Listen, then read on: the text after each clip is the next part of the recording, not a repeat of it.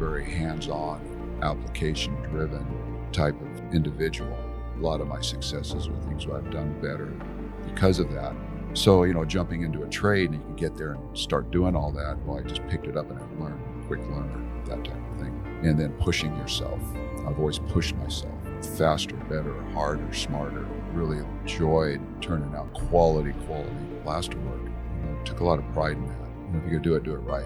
I told my guys, I said, good enough is the enemy of excellence.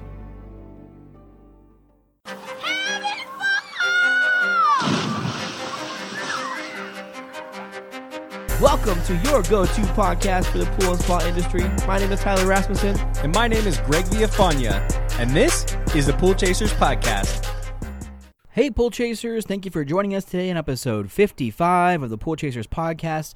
Our mission is to help educate and inspire in the form of a podcast. Well, thank you so much for joining us today, Alan. Really appreciate you being here. Thank you. It's good to be here. So can you please introduce yourself to the listeners and just a little bit about yourself? All right. Well, my name's Alan Smith, and I'm the owner of Alan Smith Pools and Pool Plastering out of Orange, California. Been in the business since 1974, or the industry, I should say. Married, 3 kids, 4 grandkids. Life is good. Yeah, I've been in business, like I said, since our own business since about 1981. I became a licensed contractor. Just glad to be here. Thank you. Very cool. So were you born and raised in Southern California, there in Orange County? Yeah, I was. I'm an Orange County kid. Matter of fact, my dad's, I think, 4th generation Californian. So I grew up in Orange County, California. Like back when it was Mexico or what? Just about. It's funny you say that. My grandmother, who was a native of Orange, city of Orange, I have a picture of her when she was, I think, in the 2nd grade. And she went to a school called El Medina Elementary School, which is up in Chapman and Orange. It's like 1901, the picture. And there was about 30, 40 kids in front of them, and 25 of them were Hispanic. Oh, yeah. Only 5 white kids, right? And it's basically farm workers and all that all mixed together, all barefoot and all that. So, it's definitely a really great Hispanic community even back then. So Mexico was definitely around. So. Right. I'm assuming a lot less traffic back then, right? Just a few horses, right? Uh-huh. Like we were just talking about, I just went down there to Dana Point last week, and I can't believe that traffic. I always say that I'm going to avoid the 91 before getting onto the toll roads and stuff, but somehow always get on it and just trapped. Yeah, well, Dana Point, I remember when Dana Point didn't have the rock jetty, and they had a surf break there called Killer Dana. And when they put that rock jetty, they run one of the best surf spots in Orange County. We're pretty upset. Yeah. So it's changed a lot. That's what I think about change. So yeah, those waves there seem to be pretty consistent. There's I've never seen so many surfers on a beach before, but it was nothing but surfers actually. Yeah, it's a pretty gentle wave there now. So it's super family friendly, and you get every man or beast out there in the water trying to surf. So yeah, it's a good place to learn. Right. So tell us a little bit about, growing up in California. What did your parents do? Well, okay, it's quite a story. Basically, like I said, I grew up there. My mom was actually a German war bride. My dad was, in the military right after World War II, and my mom was raised in Germany. Obviously, went through the whole war, and then, of course, lonely GI meets, beautiful Fräulein. He got married and came over here and all that, and so there's a lot to that. So they kind of made a life for themselves in Orange County for a while, and things didn't go so well. They kind of fell apart a lot. When you come from a war-torn country like my mom did, there's a lot of baggage and just on and on and on. A lot of things she had to deal with. So home life wasn't good. It kind of broke up, and so I kind of grew up, a divorced family. Sure. So anyways, I grew up. I think I moved like 11 times in 12 years. It was one of those kind of kids, and I share that just to encourage people that do go through stuff like that. There's a way to look at that that's a healthy way. You can get through all that. So what I did, and I was what's called an emancipated minor. So I was kind of on my own really young. So a lot of people have the benefit of, a supportive family and all that, and like a road to education and all that. And we're kind of on our own at an early age. And so we knew we had to kind of make it early on, right? So like at 13 or 14, it's Oh, wow. 13 or 14. Well, you have to know that you got to make it on your own. You're not going to get a lot of other support. So, Sure. and that can have its benefits if it kind of wakes you up a little bit on the early side. And that's what it did with us. And it's not a complaint or anything like that. It's just kind of the reality of what you're asking us. So, and anyway, as I went, I had a lot of jobs as I was going through high school, and I graduated early. And kind of jobs did you have? Just curious. Oh, gosh, everything. I was doing odd jobs from like 13, 14 on, washing windows, mowing lawns. A friend of mine's brother was a contractor, so I'd started doing construction really early, all different kinds of things. Worked in retail, whatever you could get, right? As I was going through high school. So it's time to graduate. I was going to go in the military. It seemed like a really good path, right? Because, pretty much everything's taken care of and all that. But I had a heart murmur, and I couldn't pass the physical. I didn't realize that, right? And so I was trying to join the Marines. And I was only 17. So that didn't work. So I ended up getting a job on a commercial tuna boat, of all things, right? What? Nice. Yeah, because they're looking for somebody to go out there, for weeks at a time, and and they feed you and put you up and all that. And I go, well, for now, this sounds like a good thing. And I did that for a while. I think I was 17. That was a pretty rough job. You romanticize out in the high seas and all that. It was not for me. I did that for months. The boat was about ready to go down to the northern New Zealand, and I said, I think I'm tapping out of this. Working on that boat was like it was like one step below the carnival crowd with the crew. It was pretty rugged. You all see that movie, World Most Dangerous Catch and stuff like that. Yeah. That's on a good day sometimes, So anyways. No, some of those guys are pretty rough. Yeah, that wasn't for me. A lot of people are out in those boats trying to hide, out of sight, out of mind. So you get an interesting breed of people. What was the most difficult part about that job? Was it being around those people, or were you getting seasick, the type of work? What was it exactly? When I say they're great people, and then there's people that were a little bit challenging. There's a little bit of everything. The whole environment was just very, very hard life, right? I mean, you're in some really bad weather a lot, and you're just riding it out, and it's just nothing fun for me about it. Scared a lot. It's cold, wet, all the time, and working your brains out, and a lot of sleep deprivation because sometimes you're just up and up and up and up and up and working, and when the fish are up, you just don't stop, So, but as a 17-year-old, it was a good eye opener. I mean, teaches you hard work. You have nowhere to go. You just got to make it happen. So it was a little bit like the military, but not with quite the organized discipline they had there. But so it was a good thing. I think stuff like that just makes you stronger. So I got off the boat. I knew I needed to get a job immediately and talked to some of my friends. Well, one of my friends was working at a place called DeMar Barron Pool Plastering. I didn't pick that because I wanted to get in the pool industry. I picked that because they were hiring immediately. Yeah. Right. It was just, and I wasn't afraid to work hard. That's something I've never been afraid to do. And there wasn't another option. You just do work. And so I went in there, and it was about 5 a.m. He said, get there early. The office opens early. And I walked in. I remember talking to Lynn Radford, who's the vice president of DeMar Barron. And I showed up, and I shook his hand, and he turned my hand around. He looked at it. My hand was just covered in calluses. I mean, just solid calluses from lift poling. That's how we did our tuna. We had these big, long rods, and we just lift tuna out of the water, and developed quite a callus pattern on my hands, and had, scabs and scars and all the stuff that goes with commercial fishing. He looks at me and he says, how'd you get all this? I said, hard work, sir. Man, I'm going to write that down. That's the best answer ever. Yeah. And he says, when can you start? I said, this morning. And he threw me on a crew. There wasn't a lot of sophistication. He didn't go in for a physical. He didn't fill out an app. He didn't do any of that stuff. But he did look at my hair. I had long hair and a ponytail. And he says, it's best you get rid of that. They're a very conservative bunch of guys there. And I just tucked it up in a hat, I said, I don't care. They probably won't care about my hair once I start to work, and if I work hard. And that was true. But I ended up cutting my hair because it's a lot easier to have short hair in a hot, sweaty pool environment. And so I just basically jumped into the swimming pool plastering arena at that point. And that's how I got into it. Right. Do you remember that first day or that first week just being around the pools? I don't know. How was that feeling? The first day was a memorable day. It was, the reason why is because still to this day, how we pay a lot of the finishers and the mixermen, it's piecework. You pay them by the pool. So back then, I think we were making $16 a pool as a beginning mixer man. And that's what they threw me in, back of the truck, mixing to plaster, at least learning. So I said, get on the truck. They're all rolling out about 5:30 in the morning. And every truck we had, I think it was 8 plaster trucks, 8 crews, was going to Arlington High School in Riverside to plaster a big high school pool. And we met up with one of the other Barron offices out of Redlands, and all the crews assembled on this great big giant Olympic pool. And so that's cool. And I drove out with the foreman, put me in the truck. His name is Maury Howard. A lot of people in the industry know that name. He's been around a long time. And we show up and, okay, I'm going to make $16 today. Well, I started at 5:30. I mixed with another mixer man, I think 4 full truckloads of plaster. Normally, one guy will do a truck a day, in 2 pools. And we did all those truckloads, 100-pound sacks. So you're throwing a lot of heavy sacks all day long, mixing.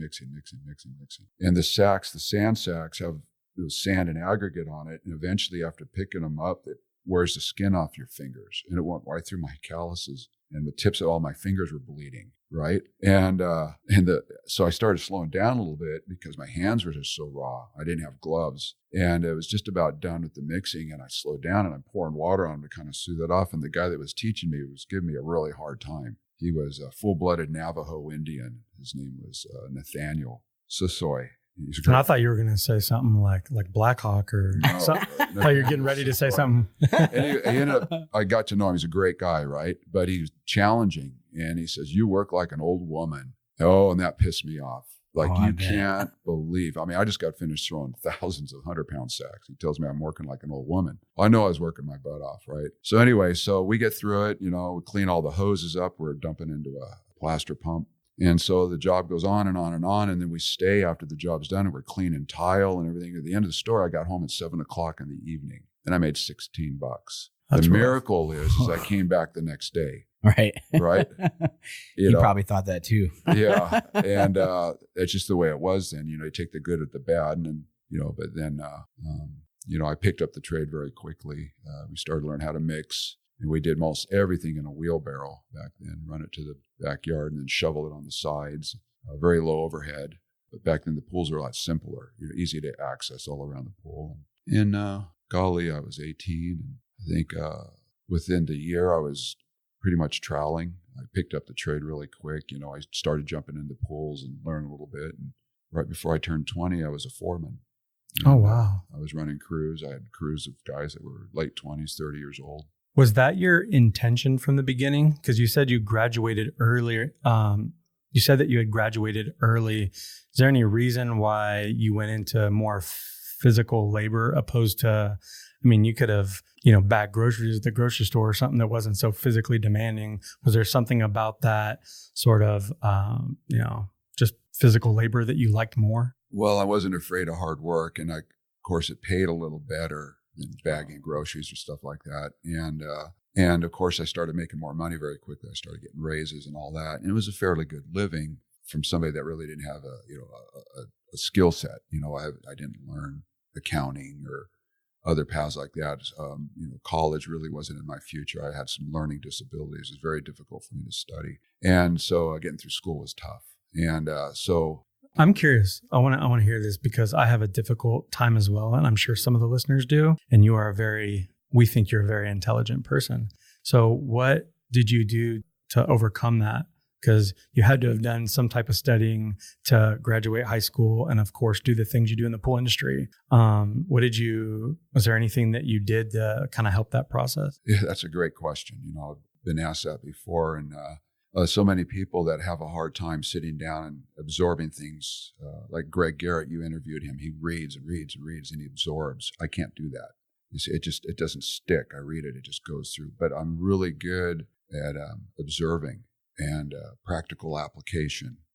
If I do it with my hands and stuff like that, and I think through it, not just how to do it, but why. And if it's explained to me and I see it, it just burns into me differently than if I'm reading. Although I've learned to read and absorb better now than I used to.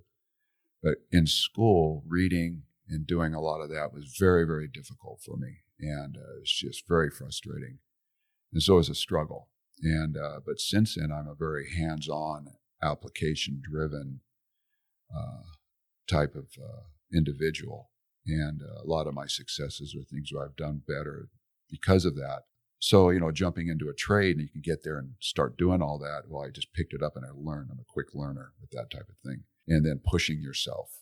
I've always pushed myself faster, better, harder, smarter, those types of things. And I think that just came naturally. I wasn't really more deliberate. It just kind of was a little bit of my personality, I think. And then some of it was deliberate a little bit later on once I realized what I was really doing. And so with that, I guess that's the answer to your question on that. But as life has gone on, you kind of focus more on some of those and you get some things to help you along the way with those. Yeah. Yeah, definitely. I think I'm definitely more visual as well. It helps the learning process when somebody tells you about something and then you watch it. It's like, okay, that is how it's done. You can play that, over and over in your head, opposed to reading a bunch of words in a room or in your truck. It's like, I don't see it. I can't visualize it, but it's somebody like hands-on, tangibly moving something or putting something together or applying it. It makes a lot more sense. Well, everybody learns differently. And it's interesting, as we grow up as kids and, young adults, there's stigmas a lot of times society will put on people about not going to college or you got to get good grades, and they push. And if you don't get them, a lot of times people feel less than or not as good as, or something must be wrong with me, or things like that, or value. There's less value in me because I can't do what everybody else is doing at that arena. And we can all fall in that trap. And I certainly did. And so some self-esteem a little bit. And then when you do get in an environment where you can excel, and it can be something as simple as plastering a pool or bagging groceries better than anybody else, but you do really well there. And you realize, I'm doing all right. It's just a different path, because college isn't for everybody. And, some people it's just not going to be their route. And it certainly wasn't mine, although I did go to college for a while. Just to try to learn some things that I thought I needed to learn, finance, business, as a business, early on. But even that was difficult to get through. Right. Thank you for sharing that with us. Yeah. Now that I hear you say that, I've seen some of your teachings and stuff. I can really tell that the way you teach is that way too, really hands-on and explain things very thoroughly. And it's really cool to kind of hear that transition of way you learned and then how you teach, because I've seen some of that. It's cool. Yeah, thank you. Yeah, I mean, I can't believe where I've gotten, knowing how I was raised and, kind of some of the struggles. And I feel very blessed to learn the things that I have. And it really comes from a lot of the people I've been around. Everybody, a successful person has to know what their strengths and weaknesses are, and knowing what you don't know.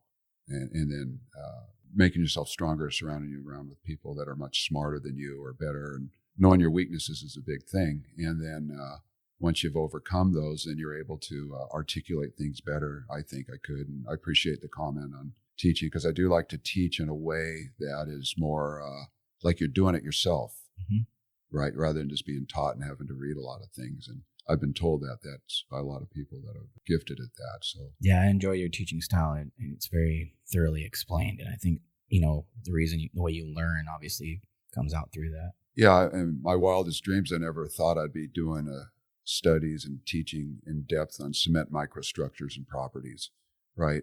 I didn't get good grades in chemistry and all that, but I learned it a different way later on. And understanding mechanisms and things like that. That's what I'm really good at. It's just a different path of how you learn, and then getting that information to other people has been a lot of fun. I really enjoy it. So would you maybe take something that might be a little bit more complicated in our industry and try to understand it the best way you can and simplify it in a way that you would understand? So it's like somebody that's talking about chemistry. A chemist would talk about it this way, but I'm going to compare it to something else that I understand, and it still means the same. Because I know I do that. There's things I don't understand, but I'm like, I think it's like this. And right. I'm comparing it to other things because it's just, the way we talk about things in the pool industry, some of it is just pretty nuts. Well, at my family and at work, I'm kind of known for the anecdotal comparisons. One of my ones I like to do a lot is with the etching of a pool, plaster finish. Trying to explain that, you can go through the saturation index, and you've heard that, and it's been taught on your podcast before, and what that's like, how etching is the removal or dissolving away of soluble calcium compounds, and then scaling is the plating. Well, I tell people, I says, well, it's kind of like a car window. If you drive through a sandstorm and you etch the window, that's permanent, all right? And now it's not the manufacturer of the car's fault that you drove it through a sandstorm. It's not made to be in that environment, right? Right.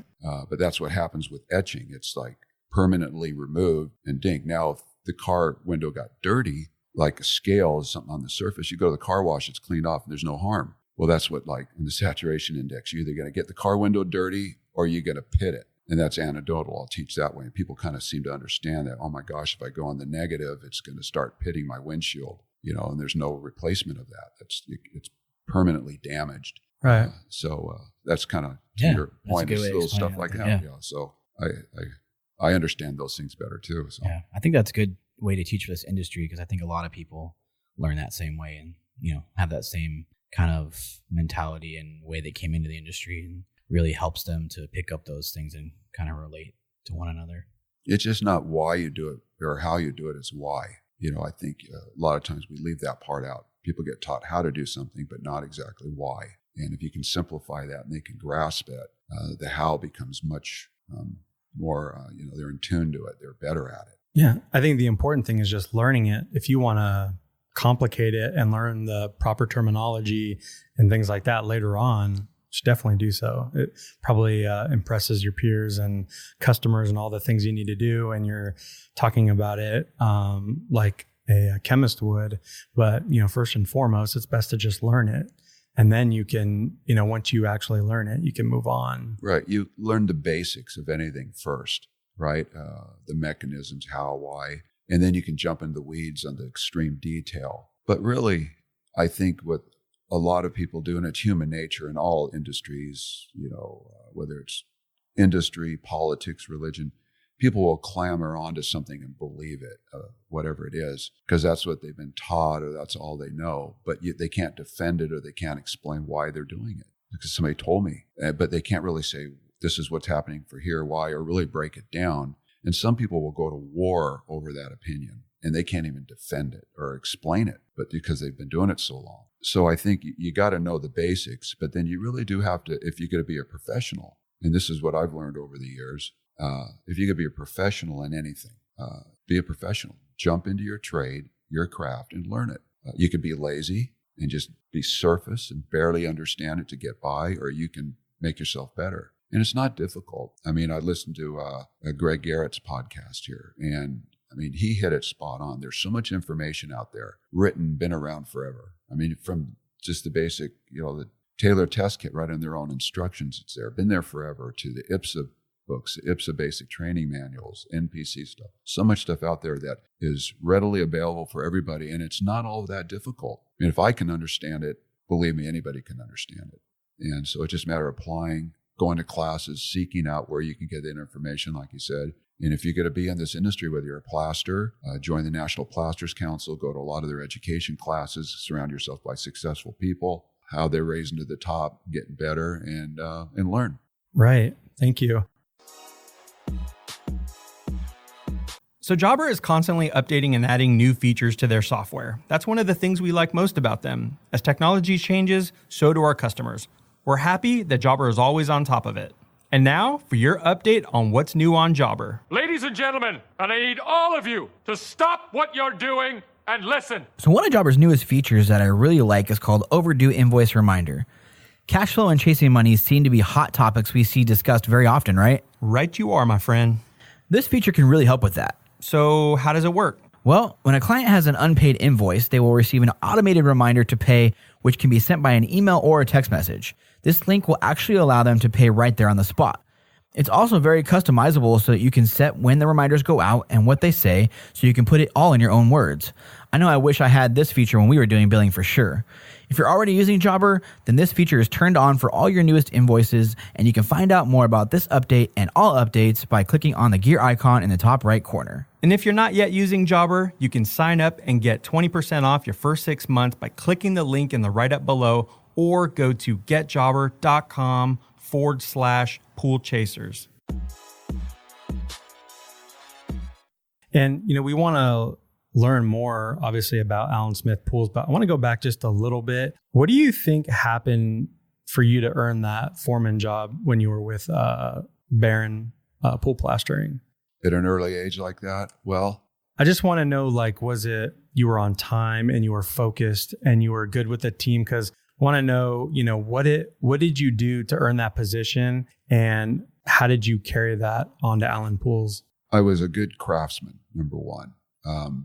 So I learned the trade very quickly. So I could cover a lot of area in a pool, and I had a really good foreman who was like a mentor to me. Actually, he was taught me some interesting life skills from a foreman on a plaster company. He was a really bright guy. And I really liked the hard work team environment, working together. I like working in a system where there was a lot of accountability and responsibility to do something well. And I bought into that. And so I think they saw that, when you're a business owner, like over there at the Barron outfit, they recognize, I guess, leadership or somebody that's going to do it their way, buying into their program. Of course, the pool industry was growing and exploding. So it was a little like a battlefield commission in a ways. They need people to run crews. They're looking for the next best guy that's going to not argue with them or complain. I stopped complaining very early on. I was taught that on the plaster crew by my foreman in a very interesting lesson. And so everything I looked at was a challenge. How do we get through this? How do we get through that?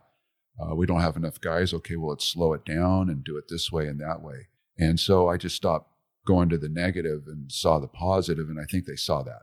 And so that was, I guess, a leadership quality. And plus also we were growing as a company. They're looking to promote people, and we lost a few guys who were stolen away. So it was a combination of everything. What do you think the difference is between the crews back then when you were in the trenches to now?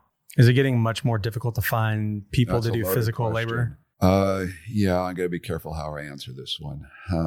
I'm not saying people don't work hard now, but back then we just seemed to do whatever it takes. And now a lot of crews and a lot of people did complain when it was too hard, but we just did whatever it took. We'd have a 20 by 40 commercial pool. We'd have 3 finishers. That's what we got, and a mixer man. Now we have 6 guys. If you have 5 guys, they won't do the pool. Now, either it's just because they've gotten so used to having so many people and they don't have to stretch out as much or whatever it is. But I think it's a little bit different. The team, I see a lot more people liking to do sections of swimming pools and troweling to relate to our industry instead of working together as a team. We really fight against that with our company. We have a culture of teamwork. But overall, it just seems that it takes a few more people to do what we used to do with less. And I'm not sure why that happened. It just seemed to progress over the years.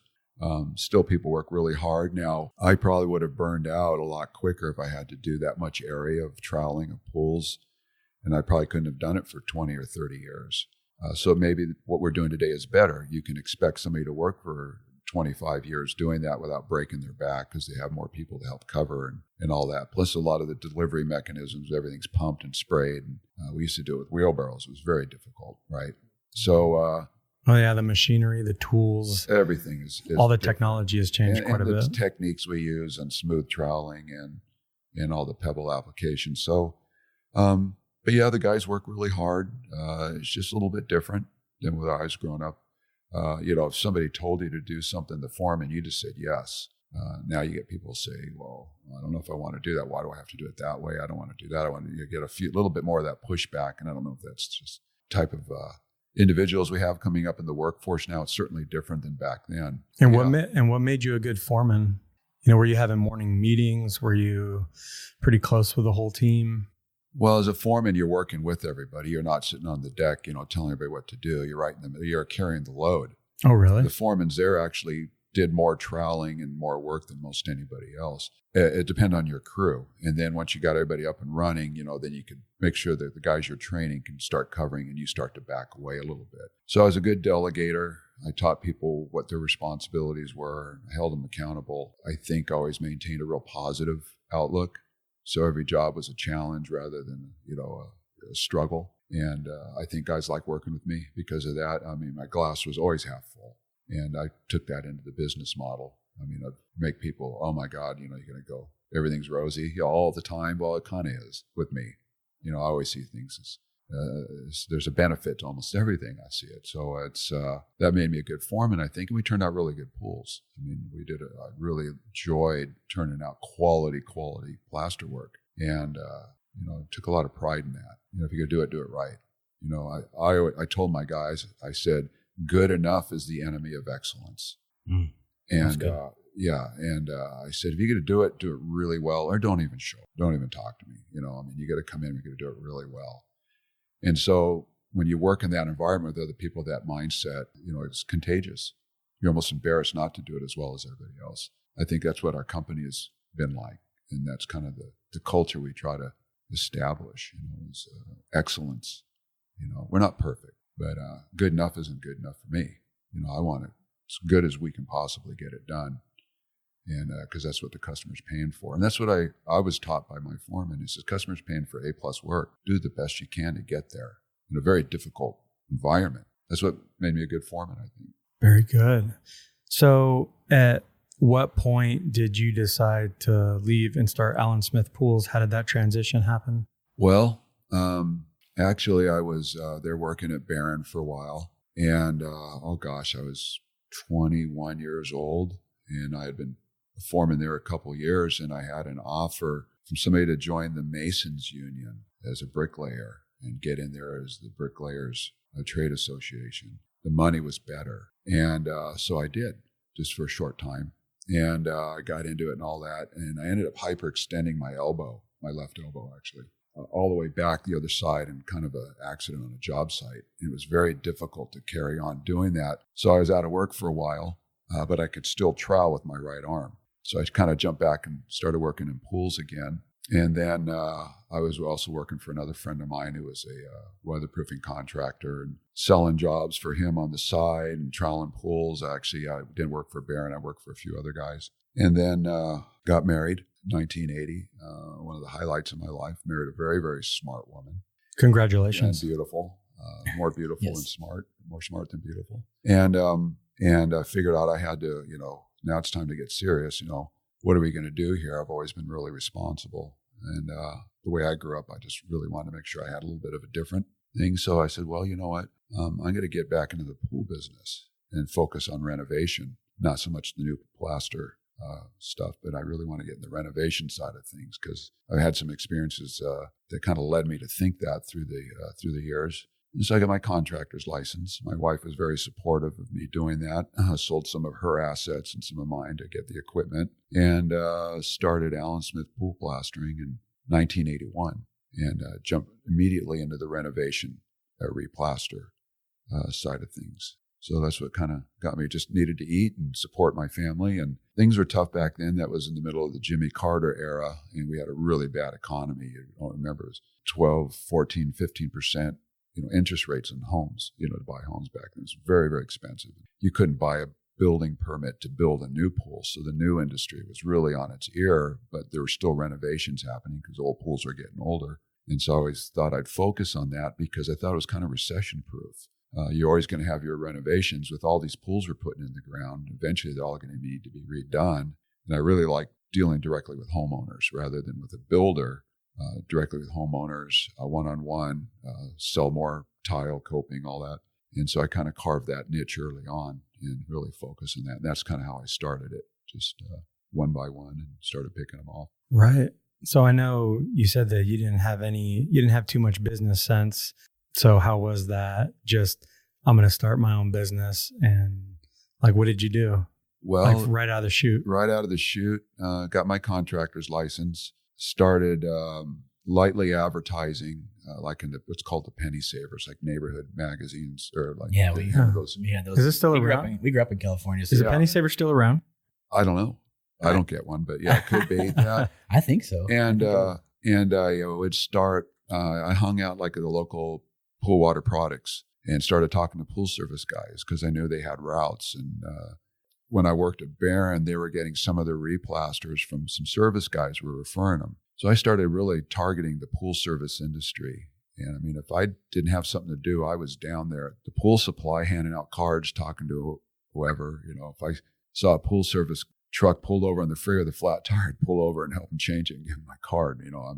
parking lots, wherever I saw a pool on the back, I'd wait till the guy came out. I'm Alan. This is what I'm doing. All that kind of thing. Oh, that's awesome. And then as far as the business, that was to get work. But as far as to manage it and to do that, that's where my wife came in. She had tons of business sense. I thought she did, and she does. And she's right now currently the CFO of our company. And she had this mentality of business. If you're going to do something, do it really well. I already had that idea, but not just the mechanics of putting in the plaster, how we treat a customer. She says, you do it like you do at Nordstrom's. Well, I didn't know what the heck that meant. Well, it was a department store, the high end, a way of with consumers, a super consumer, customer friendly orientation. And so she taught me that.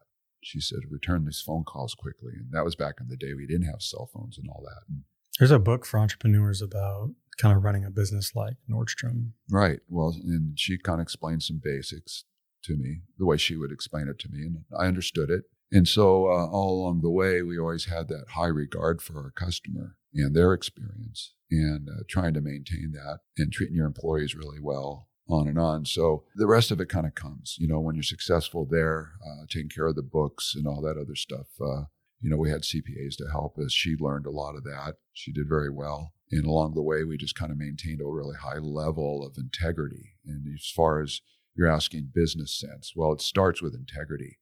You have to have an honest, good business. And I tell people, I said, you take care of your own character, your reputation will take care of you. And that kind of starts being an honest business person, honest with yourself, honest with your customers, honest with your employees, to the point of even pain. If you have to be painfully honest, people respect that. They might not like the answer, but at least they know you're being honest, and you can go a long ways with it. And so you asked about how I learned the business. It was that way. And a lot of it was trial and error. We made our mistakes. We did stupid stuff. Everybody does, but we learn from it. But you guys are super professional about it. One thing in particular is most of your reviews are good. All the things you do are like on point. And I saw somebody on House that didn't have maybe the greatest experience, but your response to it was the best response I've ever seen. It kind of explained everything in depth about, giving some money back or whatever and getting the job fixed, but also explaining that a good contractor kind of owns up to the mistake and takes care of it. Didn't get into, a bad one will, not even comment back or take care of you, but you explained yourself in a very kind and professional way. I was blown away by that because I look at a lot of company reviews and their responses are just are pretty crazy. It shows a lot about your character. Well, I appreciate that. That's one of the challenges, and I know you're going to talk about this later on the renovation side. Being honest about it, and nobody's perfect. And everybody wants to come out and put their best foot forward. Oh, we never have problems. We never do. Well, that's not true. Everybody has issues. And what defines a good company sometimes more than anything is how they take care of their problems when they arise, not if they arise, is when they arise, and taking ownership. And my son, Jeff, is part of our business. He responds to a lot of these and does once he gets back from operations, what happened. And we own up to everything. And we fix what we think we're responsible for. We even fix things sometimes we don't think we're responsible for. Sometimes we push back a little bit. And if a customer doesn't like the experience, we apologize. We do the best we can, but we always finish up with a tremendously good product. And they might not like the journey to get there, but when renovations, there's a lot of discovery. It's not like a new pool. You start digging and everything is boom, boom, boom. We'd start tearing into things and you find stuff. Setting customer expectations is everything in renovation. And no matter how hard you try, we have the human element of conversation and communication and trying to explain that. And my wife and I have a hard time of completely connecting all the time at one-on-one. So trying to get an estimator to explain it to a customer, to explain it to operations and expectations and what really happens. Sometimes things just don't always go as smooth as you want to. And the customer's not exactly thrilled because they just thought they're getting what they want or the journey was tough. But owning up to it, making it better, doing the best you can, that's what we do really well. We do good work and most of our companies are thrilled, but if there is a challenge, you have to take care of it. Awesome. Thank you. I appreciate you noticing that too. Oh yeah, of course. We love looking into that stuff because that's shows a lot about companies' character on the way that they deal with those responses. And I know a lot of people, hate the reviews and there's a lot that we're not proud of either, but you said it best, is just, own up to it. It really is just a a part of the game. And if you want to be happy and enjoy your business, sometimes you're just going to have to, grin and bear it, suck it up, deal with it, take care of it. And whatever happened, maybe there's something to learn from it. Maybe it's a teaching point, a teaching topic for your team. Maybe we need to talk more about communication and not leaving gates open, or, the millions of things that can go wrong out there. Which in a way, it's the best way to look at it is that they're helping you, because these are things that maybe you wouldn't have found yourself, but you might not have taken as serious. You take it much more serious when it is a review online. You're like, it kind of blows you away. You get, you might get upset. You have all these different feelings like, oh, who did this? And it's just like, it blows up, but it's on everyone's radar. It's like everyone knows now, like, oh shoot, like don't do that, because that has a very negative impact on the business. And a good owner would be like, hey, this does have a huge impact on our business. If we keep getting these kind of reviews, we're not going to get the business. For younger businesses, you guys have been around a long time with a reputation, get a lot of referrals, but people that are just starting off and you have an online reputation and that gets ruined because of your team, you might say, well, I've been watching this Hotel Impossible. They're not so good, hotel owners, and they're blaming everybody. It's like, oh, they're lazy and they're this and they're that. They're blaming them, but they got no education. They're paid minimum wage, all these, different things. It's like, dude, this is a recipe for what disaster. So I think it's really important. Right. And it's interesting, reviews, we could talk about reviews for hours, right? Yeah. And the whole philosophy on those, you could have, and customers are all individuals and they all see the world differently, right? And they expect different things from different people. And, what might set one guy off, another guy won't even be on his radar, doesn't even bother him. You can have an estimator that just says something the wrong way about something and they write a bad review on you. And it really wasn't anything bad, and somebody else might have taken it as a compliment. And so a lot of it's perception. And nowadays, people are just going to charge and be an internet warrior, and they're going to let everybody know that this guy said something that really offended him. And that's all on a review now. Yeah. And you have to be so very careful, but you can't be so careful you're all bound up in a knot either. Now, of course, you're talking about egregious things that you might do as far as leaving plaster on the front driveway or stuff like that. But there's a lot of things that are very difficult to anticipate the customer will be upset about. And, and then you have some customers or some people that are just going to write a bad review no matter what, or they use it for leverage or extortion. Mm-hmm. And you get that in the restaurant industry. It's terrible. Well, even in our industry says, well, I want this $10,000 discount. I'm going to burn you on Yelp, and you didn't do anything wrong. And they'll fabricate something. We don't get many of those, but we do. And of course, we have one on there that's stuck there for years. And it's just, we're all kind of laughing about it now, but it was just a full-blown extortion. And Yelp's held it on there. And we've had customers comment, well, wow, why would you do that there? And we have to explain to them. Mm-hmm. And whether they accept it or not, is just what it is. But it's buried down there pretty deep now. But, it's extremely unfortunate. But there's many other companies that have to deal with the same stuff. And that mindset really helped a long time ago, where it's like, you know what, looking at other people's stuff, it's like, dude, they're dealing with the same, maybe not the same exact customers, but they're dealing with the same issues where they're getting these nonsense reviews. And it's just a piece of it. Right. I think what you get out of it is way more valuable than, the negative. And we've been used to reviews since I've started the business, but our reviews were from the pool service industry at a guy standing up at a chapter meeting. Right. So I knew what a review was a long time ago because I just did his pool and he has the one that has to service it. Right. And so we're very tuned into that, because you have to answer the guy that referred to the job to the customer. And so reviews are nothing new to us. They're just different now because they're online, where before you have one individual stand up at a chapter meeting or to his peers and say, this guy really delivered a beautiful product and took care of my customer, or he didn't, and why. And then, so you have to make, and of course there's always that, interaction between the serviceman and the plaster provider, maintaining that relationship properly, hopefully. So. Do you find the customers these days a lot more needy than the ones back, even say when you were a foreman or the beginning years of Allen Smith pools? Because I feel like this customer satisfaction is at an all-time high, where people are just, man, they're expecting the world. And I'm looking at even the process of building a pool or replastering a pool or, doing a full remodel. It's just, man, do you have any idea what goes into this? I mean, you're, chipping out a pool, demoing a pool. There's so many things that go into it. And it's like you're not delivering furniture, there's a lot of things that go in this. And if we get out of here without screwing anything up unscathed.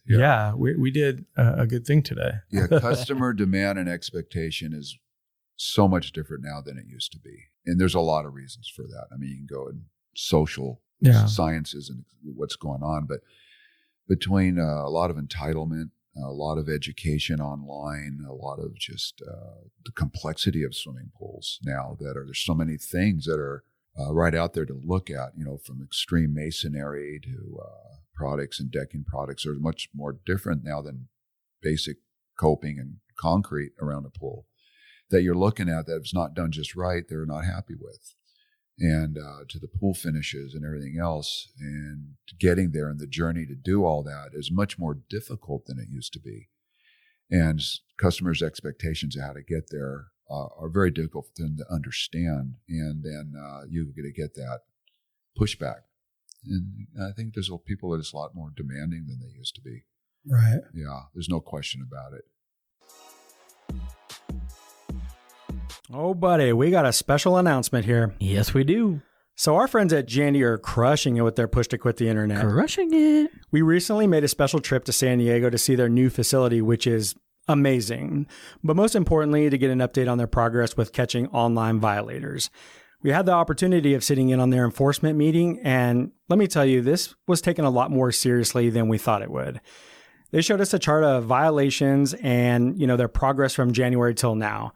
They're at 82% attainment of compliance, meaning from day one when they started policing and enforcing to today, they have reduced the number of Jandy violations online by 82%. It's simple. The customer wants to go online and save a few dollars by purchasing their equipment online. This is something that we've all gone through as service professionals, and Jandy's heard the cry. They've taken a stand and they've supported our industry. They understand that only a qualified pool professional should work around electrical, gas, and hydraulic connections. I mean, have you even seen a customer work with that kind of stuff? I have, and it's not pretty. Definitely not pretty. Jandy's warranty will not cover any Jandy equipment that is not purchased, installed, and or serviced by a pool professional. This will save you guys time and money by allowing you to avoid those awkward conversations with your customer and let you focus on the part of the business that you do best. If you want to find out more details, listen to episode 31 of the podcast or go to jandy.com/builtstrong. That's jandy.com/builtstrong. So can you tell us where Allen Smith Pools is at today? Orange, California, you just asked me about.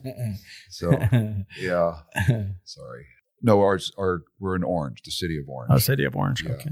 And, where we're at right now, we're at a very good place, I'd like to think. We came out of the 2008 deal. We evolved our company. We actually went in a giant growth spurt right before that and into that. We re-gauged our business, anticipating the downfall of the whole thing. I saw that coming like a train wreck coming. And so we changed our business model and actually grew, knowing there was going to be a lot of talent on the street soon.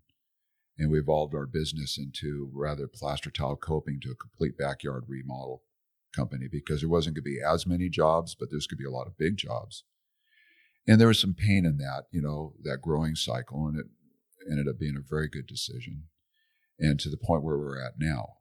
So, I mean, we don't plaster as many pools as I used to, but our gross is 4 times more because we do a tremendous amount of decking and plumbing and electrical and equipment and all that other stuff. And so we've gotten ourselves to a complete swimming pool renovation company rather than a plaster tile coping. And so we're in a very good place. We have an extremely good sales staff. My son Jeff has really organized something very, very good there. Our operations, we have a lot of really good people, tons of experience, and our applicators. And so we do less jobs, but we do a lot more work than we used to. On each backyard, so we don't have to sell as many. So we're kind of right in a spot now. I'd like to say if you can capture lightning in a bottle, the last few years, I'd like to keep that, but evolve and always do things a little better and sharpen this and sharpen that, and more efficiencies here or there. But I really like where we're at. And, we do about 70% residential, 30% commercial on the renovation side. And so that's kind of where we're at right now, and just educating our people, making everybody better at what they do. You've done almost 30,000 remodels, right? Yeah, right around 30,000, probably just plus. That's amazing. Yeah, it is amazing. We've seen everything. I'm sure. We've seen every kind of pool, how they're built, how to fix them. I'm sure you've done many, like multiple pools for the same client, customer. Yeah, we've done the same pool 2 or 3 times over 30, almost 40 years. And, but customers move around, and we'll keep doing their pool. Wherever they move to, we'll do their next remodel. And yeah, stuff like that. And I've remodeled about every builder's pool out there. So I, know who was building good pools, and, who That's had awesome. really interesting techniques and fingerprint of how they built pools and things like that. Yeah, I could just write a book on that one. Yeah. Yeah, that's cool. I bet that's a different way of getting to know those people. Like, you just understand the way their businesses work by just seeing that. Well, how they built, really, we build a few pools too. And you really learn how to build a pool really well by redoing a lot of pools and seeing what worked and didn't work. What was successful, what wasn't successful in the construction phase. There's unbelievable amount of what I call construction defect in the pool industry. Shortcuts like crazy, things we find over and over and over and over again that cause problems later on to the pool and with the customer. And so when we jump into the renovation, we discover a lot of that. I'm curious. What are some of the shortcuts one could take in building a pool? Okay. Well, which trade do you want to start in? Pick one. You can. We'll start from the beginning. Excavation. Okay, so you have a backyard. You X amount for the pool. Excavator shows up, starts digging. He's got a budget. He realizes that last load of dirt, is going to be a lot to get a truck in for a short one. So what he does, he piles it up on top of the soil around the pool. In other words, instead of hauling it away, he makes the pool deck 3 inches higher, right? Oh, wow. So the concrete goes in, coping goes in, everything. And now your pool deck is about 2 or 3 inches higher than the weep screed of the house. Seen that. And you got to do deck drains and concrete that's got this dramatic slope to it right around from the coping to get the water away from the pool. It's terrible, right? And now you got to come in and remodel. You want to put new coping in. And what are you going to do with this deck that's like a ski slope? And you can twist your ankle every time you walk around it, or all the water's running back to the house when, and how do you remodel that? And that to me was defective design, what they did. So that's that part. Or in the excavation side, they have a ramp going in and out of the pool for the tractor. Mm-hmm. And you gunite the pool. What do you backfill that ramp with? Construction debris. That ends up being the dumpster of the yard. And then you throw a little dirt on top of all that trash, jump up and down on it a few times, and you pour your concrete over it. Well, just about any pool I go to and I see there's a piece of concrete slab that's 2 inches lower than the coping, it's usually on the shallow end side at the ramp where the tractor came in and out of. And it just settled over time. And then you take the deck out, you dig down there, you find an old pallet, sacks, old Coors cans, whatever. And that was where the dump was, And so let's start there. Okay. And I'm curious, just like one from each now, maybe when laying rebar. Rebar, a lot of times, they get the rebar right on the dirt, too far away from the dirt, tie wire sticking out. So it's, comes through, things like that. Not shaped just right, a lot of issues that way. And then, when you come in later and it's gunnited and you come in plaster, there's, gunite right under or steel right under the gunite. Some of that's the guniter, some of it's the steel guy. It's pretty unfortunate that they might know who did it. It's like, the guys did the rebar, they didn't, bring it in closer. They might just spray over it, and it could be exposed, or it just doesn't look right. It's going to stick out a little bit. But they don't just say, you know what, we got to stop. We need to contact them and get this fixed. Understand that that's a real pain in the ass to have, another sub or one of your guys come out and fix that. But you're talking about a customer that's paying top dollar to have a, beautiful pool built. Now, don't get me wrong. We see just a tremendous amount of really good work, right? But we see a lot of stuff where it needs some repair. Yeah. On the remodel side, you got to bring up to the customer. On the plumbing side, I can't tell you how many times we explain this to customers before we tear a deck out. We take a deck out, and the plumbing is literally 2 or 3 inches under the dirt. And all the plumbing's just destroyed on the deck removal. That's a constant we find, or electrical or gas, where things weren't trenched down deep enough, right? Or they used flex plumbing where they should have used rigid. They didn't glue it on really well, and there's leaks and things falling apart. And so there's stuff like that. And then, on the shotcrete, we find, low PSI. Rebound is our biggest problem. Sometimes 1 out of 2 pools have got rebound that needs repair. A lot. Sometimes a little, sometimes extensive. Steps disappear.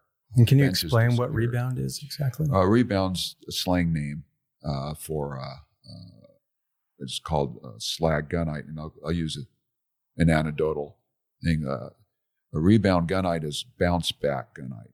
Gunite is pneumatically applied cement. It comes in dry in the hose, and then it comes out of a nozzle with a halo around it with water spraying into it. And then it, homogenizes all there, and then it sticks to the wall under the high air pressure, usually 600 to 700 CFM. Well, when you have this little grains of sand coming out with cement mixed up, and the cement gets wet, you have a little grain of sand surrounded by wet cement. All right. And it hits the wall really hard, or whatever. Well, sometimes it hits so hard that grain of cement bounces back. Rebound is a basketball term. When the basketball bounces off the back of the backboard and comes back, you grab the rebound, it's bouncing back. That's kind of how that name came from. Well, what happens is when that grain of sand hits that wall and bounces back, it's a lot like, in your mind's eye, do this. You get a hard ball and you cover it in really wet mud, just wet mud. So you get this really muddy hard ball. And you throw it against a wall really hard and the ball bounces back. What's stuck to that wall? Most of that mud. Mud stuck to the wall, but you still have a dirty hard ball. It's not clean. Well, that's rebound sand. You have the sand coming back that's got a little cement around it, but most of the cement stuck to the wall. And it starts to pile up in the pool. Well, you're supposed to throw it all out because it really doesn't have enough cement around it to give it any structural value, right? It has enough cement around it that if you pack it together, it'll stick. And that's what they did. A lot of the guniters would just, tons of them did it. They just threw it up on the non-structural areas, steps, benches, packed it in there with their trowels. It held shape, and maybe they'd flash good gunite over the top of it, or they'd bring it out in the coves or put it over the floor, and had enough cement to hold together. But the PSI is very, very low, and it almost turns into sand after a period of time, or falls apart during the prep method, or even a lot of times they'll just start to crack and break on the steps and benches over a period of years after the pool's done. I was going to say, there's quite a few pools out here that have a lot of cracks, like Pebble Tech pools and stuff like that have the really bad cracks. Is that a sign of that? Well, if it's the crack on this face of the benches, like you see in steps and benches, you see a horizontal crack an inch or two. 99% of the ones we run into, that's rebound gunite, on the top of the spa bench is just basically delaminating or coming off. And the crack is migrating through the face of the pebble. And we see it with plaster too, and that's usually where we see it. Yeah. And that's what it is. And we got to go in and remove all that and dig it all out and then replace it with something more sound. Yeah. So that's the gunite side. And then, as far as defect on coping and masonry, one of the other really big things we find is after a coping job is put in, your decking crew will come in and put expansion foam in.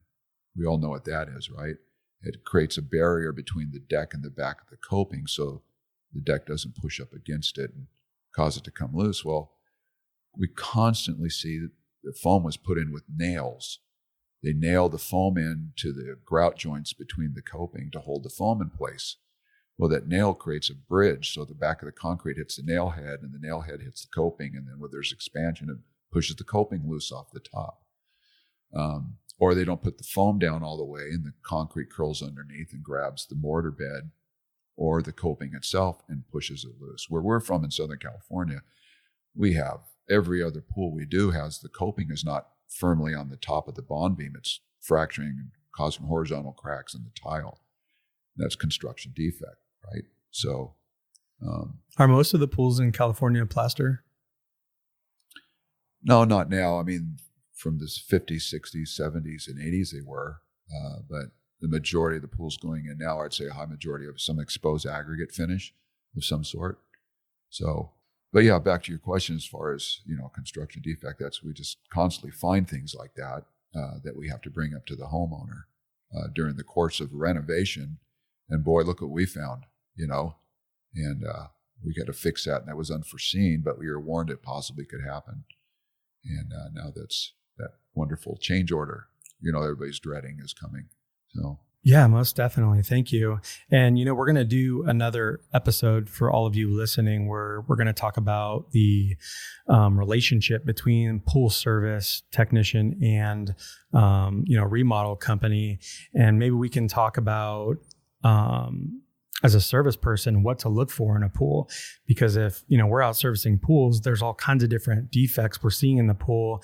And it would be a great benefit to the customer if we could bring it to their attention that, hey, it looks like you have these cracks because X, Y, and Z. You should definitely contact this company if you're ever interested in a remodel or, whatever is going on. Because I think educating, the pool service side on just what to look for when you're back there. Because we've seen so many different things go wrong with a pool, but, we're not the same people we were when we were in those backyards, and we didn't take all the time to figure every little crack out and figure out every little staining and every little thing. But it's important now that we communicate and get the word out that, hey, this is what's going on and it can be fixed. Mm-hmm.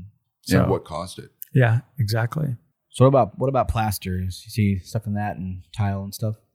Well, yeah, we on the plaster side, it's interesting. You can see just really poor workmanship, which is a defect, wavy radiuses, chatter marks, just improper, or poor craftsmanship or thin. I've seen a lot of thin plaster. They're just trying to save money, things like that. On pools that have been replastered before, we've seen a lot of delaminations where they actually were going over the old plaster, weren't bonding it right. A lot of problems with that. On a renovation of a renovation. Was not as big an issue now because a lot of people strip pools. But with that too, we see a lot of pools that have been stripped where they took so much gunite off. It's exposing steel, it's making the shell weak, and they're structurally breaking, and that's defective off of a renovation. And then there's that. And then as far as the, say like the tile goes, we see a lot of tile improperly installed. Large areas of tile are falling off because the thin set dried out, before they got the tile up in time and got a skin on it. A lot of glass tile problems. Putting glass tile in is quite the art form. It takes a long time, days and days of curing. Not many people do it properly. They're in a rush. They don't want to have the money because we bid a lot of glass tile, but we don't sell it because we're expensive to do it right. We're going to do it right. We're not going to do it. And so you get everybody who's going to do it cheaper, and then there's a lot of failure. So right now we're running into that. Those pools built 5, 10, 15 years ago with the big glass tile boom was just tremendous amount of glass tile failure. Unbelievable amounts of it, actually. And sometimes we're just completely going to tear everything out and start brand new. But to go in and try to repair some of that's practically impossible, right. Because of the defect, Yep. So I think I picked on everybody. So, yeah. Yeah, you got them all. All right. Thanks for sharing all that. And I don't want to be negative about it all, but I mean, part of this whole thing is explaining, how to be better and what we look for and all that. And of course, like I said, we've been involved. We remodel pools that were built brilliantly. I mean, just tons of good workmanship. And you go into those and you shake your head and go, oh my gosh, wonderfully built and strong, durable craftsmanship. And that's a lot of fun to do those two over again. Hopefully we maintain that same level of quality. Most definitely. And the way that you learn that is because maybe you did some of those things back in the day and you learned from it. I would think even just here in the podcast studio, if somebody knew more than we did coming in here, like, please share it with us. We would love to make our jobs easier, or, something for us to research to be able to have this be the best that it can possibly be. Yeah. Like, you got to be able to take that constructive criticism. And I think that's where, as far as all the different trade associations go, that's a huge benefit of sharing information on how to be better, and I know you guys wanted to talk about that, but getting better, learning practically, like we talked about, learning by hands-on. I'm doing these jobs over again, and I'm learning a lot of the mistakes from others to get better, and but also working with other people in the same trade and seeing what's making them successful and sharing that knowledge, which we've been very beneficial in the swimming pool trades. We want to take a second to get to know our sponsors, MPT, a little bit better. We're very excited to talk to MPT product manager Summer Nguyen. One thing we've noticed, Summer, is that there are many different pool tiles out there. So what sets MPT apart from its competitors? MPT is a brand that has a lot of value. We stand behind our product, and it's designed, developed, and tested for pool submerged applications. Our tiles are frost-proof, chemical resistant, acid resistant. NPT has the largest footprint, so you definitely need to go to one of our design centers and touch and feel and even take samples. So it's ease of use and just accessibility is what makes us definitely stand out from the rest. Thank you, Summer. If you want to find out more, click the link below in the write-up or go to mptpool.com. And don't forget to follow MPT Pool Products on Instagram and Facebook for the latest photos and product information. Well, I think that kind of leads into the next question, is really kind of the organizations that you've been involved with over the years. And, you've done a lot of building an incredible business, but you've also done a lot, for the industry with different organizations. You want to share some of that involvement? Sure, I'd love to.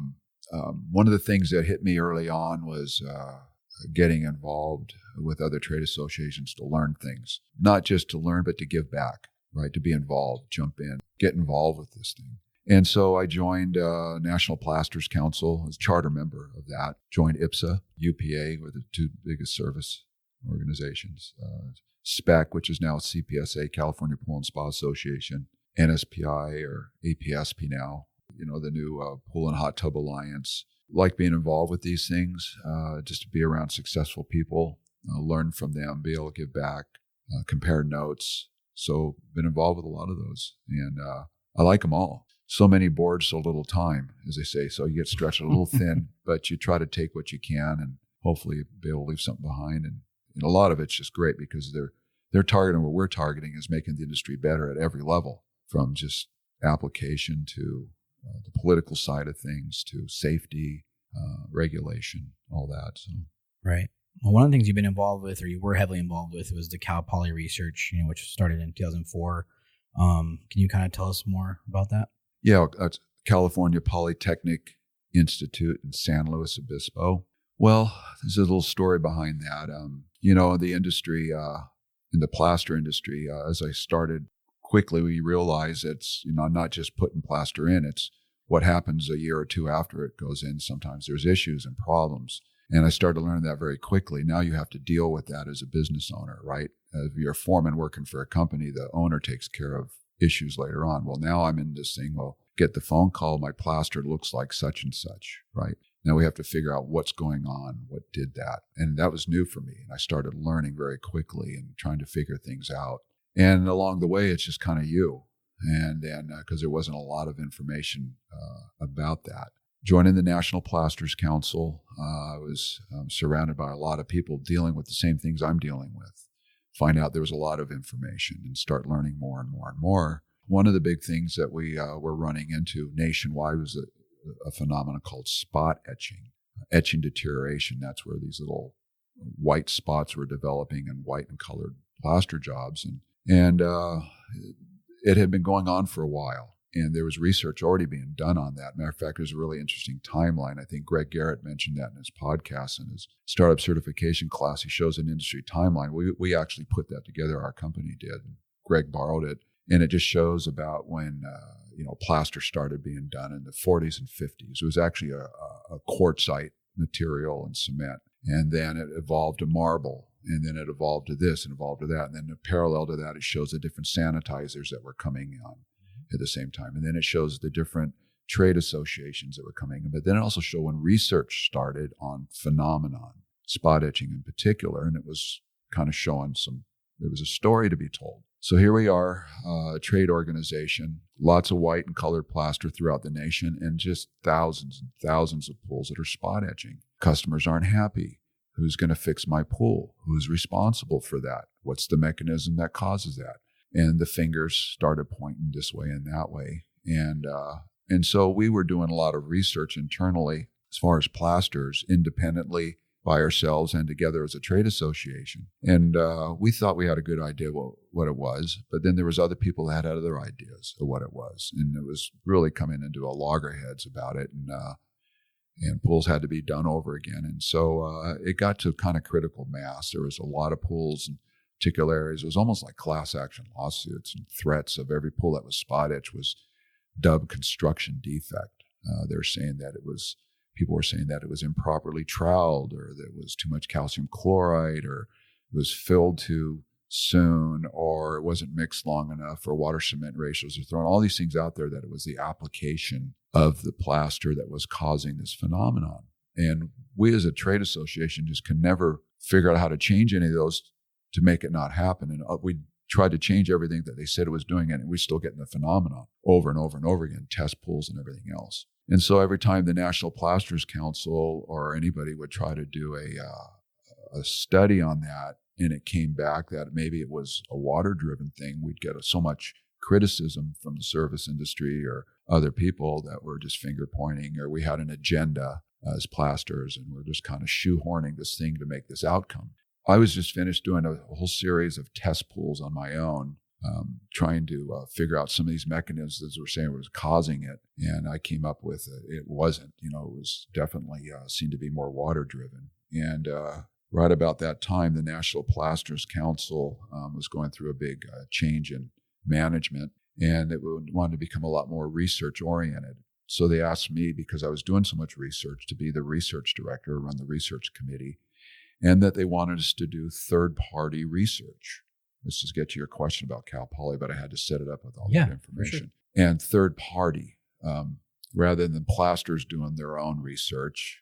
Obviously, it looks like there might be an agenda. Even though I was on that and I knew we were trying not to have an agenda, we were really looking for answers. But I could see the perception. I understood that. So we needed third party. Well, what is a third party? You go to a university, a research university that has their own reputation of integrity and research to maintain. They asked me to lead the charge and find that and establish that. And so I started looking around as the research director at universities across the United States that could help us put together a research program to try to identify this phenomenon, reproducible causation, the mechanisms, everything. So we looked all over. Penn State has a big cementitious characterization analyst there. West Point, even engineering there, materials engineering, West Point's phenomenal. Army Corps of Engineers, things like that. Looked here and there and everywhere, and it had to be a really good fit because there's a lot of money involved. A lot of times it might be 50, 80% of what your protocol is going to cost you. They'll back charge you on overhead for the university. So we ended up at Cal Poly San Luis Obispo, which has a very big engineering department, construction management, composite material sciences, water chemistry, engineering of all kinds. They had a lower overhead as far as the cost of what the school is going to charge. So we interviewed some professors there, and we ended up settling there. We ended up with a professor named Damian Keshlikev. He was a composite engineer, cements mostly. Brilliant guy. He was a Bulgarian national that came over here. And so we picked them, wrote a protocol, explained what we were trying to figure out. What I really liked about that, and I was selected that position because I was just busy doing research, and I was just jumping out there and getting in the game and trying to figure it out. And not that I was any better or smarter than anybody else. I was just actively pursuing it, right? And so one of my strengths is that I'm good at organizing things, getting people involved, and understanding how to get the right people in the right places. Well, one of the big things that the Cal Poly studies I realize is we really need to have what I call ecumenical involvement, or everybody from the industry. I don't want a bunch of plasters there saying, let's do this, that, and the other. I said, I want everybody that has a stake in this to be part of this research. And so I went to IPSA and I said, I want your best and brightest on this committee, research committee, and an advisory committee at the university's advisory board. So we had Dan Gossage as one, Lance Seda as another, and I think Dan was an engineer. UPA, they gave us Lee Medley, who was an engineer. He's passed away since then. We went to APSP, went to builders. We had Jeff Ass from Shasta Pools. Arch Chemical had a gentleman there. So we went a little bit of everything, including some plasters. But we were putting together our protocols. Here's what we're trying to figure out. Here's what we need to do. We put together a protocol, present it to the university. Here's what we want to do. What's the budget? And then we'd go from there. And then we'd all analyze what we're finding together. And that's what I really enjoyed doing that. And what I really thought was really telling is that every time we would have a conclusion to a protocol, in other words, here's what's happening.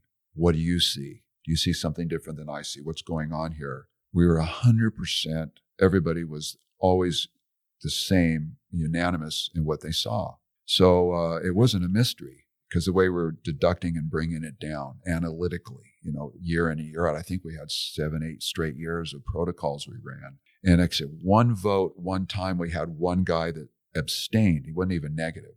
And so it really became very clear to us what the causations were. And we did one year after another, and all that. And I mean, lots and lots of different protocols and lots of different conclusions on this spot etching phenomenon. It was really driven down. It was pretty much just water driven, water just trying to dissolve calcium hydroxide out of this. Right. But then we found out so much more. It was just opened up to so many other wonderful things about pozzolans and quartzes and modified mixes, and how one chemical will react with one type of product, sealers, how different water chemistries react with tile grouts, pool copings, all that type of thing. We had negative edges, infinite edges there. We had pebbles, we had plaster, we had quartzes, we had everything. And so how this all interacted, I was just like a kid in a candy shop. And but we're all discovering it together. It wasn't like there was an agendas you can smell out a mile away. And that's what I really liked about the advisory board at the university, which oversaw that. They were making sure everything was the right way. And we had guests there. We had people can bring people. We had people from Del Ozone, which was right there in San Luis Obispo, and they'd bring people and other bring people, and they'd sit in and hear how we were doing all this stuff. And so it was a lot of fun. Right. And so was it like a laboratory or something? You guys were? Well, we started, actually the first year we did that, we had 4 test pools in Modesto, and we had lab tanks at the university that we did together. Right. Well, that was so successful in how we did all that the school said, well, why don't you build a center here at the university? I said, you mean build pools there? I said, yeah. I said, well, let's look around. What do you have? Well, behind the aviation center, there was a large piece of property. And they said, well, why don't you build some pools here and do the testing here at the university? I said, I'd love to do that. What a great idea. And so I designed, we had 12 pools and 4 spas and 2 infinite edge basins we built at the university, all in one area, all interconnected. And so we did the design, we ran it by everybody, and we went from bare dirt to fully gun-ited and equipment set in 9 days, 12 pools and 4 spas. I have it all documented. I was there. I was supervising the job. And of course, it was all NPC and IPSA and APSP people involved, a lot of volunteer, like Rob Burkett Pool Plus. He threw the gunite and shotcrete in. He donated the whole thing. That like tuna boat mentality kicked in, huh? We're just working around the clock. Yeah, we were busy. I was tired. And but it was, I can't tell you how much fun it was. It was the hardest thing I've ever done, but it was a lot of fun. And then set all the coping and tile, and we had people volunteer. They wanted to come up and do the work. And And we had the IPSA people involved and the UPA people. Everybody was in the mix of building this thing. And then I think APSP threw in the money to put a 10-foot high chain link fence all the way around. And it was just phenomenal. And it was what I think I'm most proud of is getting the industry unified behind this, because there was a threat. You have a threat of something and people unify around that. And the threat was doing something wrong or being responsible for something and not knowing how to fix it. Well, we thought we did, but we really want to have it proven beyond a shadow of a doubt. Maybe not to everybody in the world, but at least to us. We're the ones putting it in, so we know what it is. And I think we found that. I know we found that in spades over and over, reproducible, and it really fell back down to basic cement science. People knew about the cement science before, but how it applied to this particular trade. And there was so much misinformation about things out there, causations and all that. Still to this day, misapplied cement science to our trade. And those misnomers were shot down. Was it perfect research?